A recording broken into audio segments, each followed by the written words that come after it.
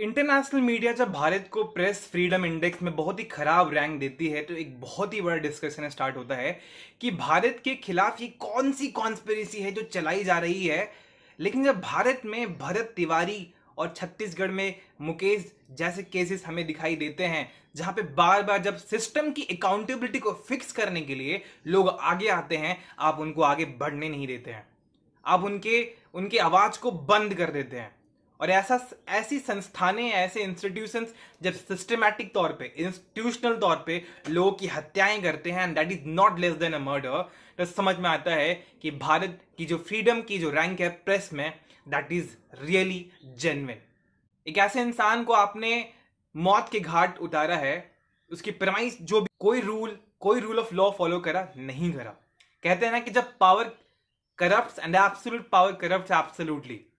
और स्पाइडरमैन के बहुत ही फेमस डायलॉग है, with power comes great responsibility. Responsibility नहीं है भारत में, पावर है, रिस्पॉन्सिबिलिटी नहीं इंश्योर की जाती है।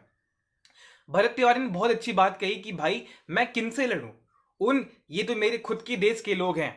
अगर ये अंग्रेज होते तो मैं सबको गोली मार देता। And that is harsh reality. ये जो करप्शन, ये जो इंस्टीट्यूशनल सारी जो व्यवस्थाएं खराब है, कौन है ये? हम तो, हमारे लोग हैं, हम हैं। भरत तिवारी की मौत के बाद उनके गांव के लोगों ने जिस तरीके से रिस्पॉन्स किया है ना, वो एक तरीके से अगर आप देखो तो हर कोई को भगत सिंह तो चाहिए, लेकिन वो भगत सिंह उनके घर में नहीं चाहिए। वो उतने भी बहुत बड़े मेच्योर आदमी नहीं थे। He was very young and the whole village was like, उनको फोर्स किया गया कि भाई तुम ये काम करो, ये काम करो।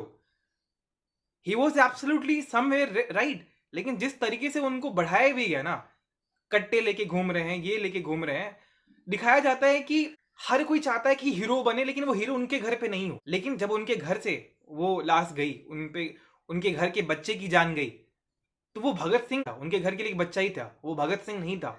उनकी माँ के लिए वो बच्चा ही था। तो ये भी हमें समझना पड़ेगा कि हम इंस्टीट्यूशन से जब लड़ना चाहते हैं तो क्या हम कलेक्टिव होकर लड़ना चाहते हैं, या फिर कुछ ऐसे इंसान जो आ जाए और हम उनको बढ़ा दे आगे, अब बिना कोई बैकअप के, बिना कोई सपोर्ट के, बस हाइप कर दे।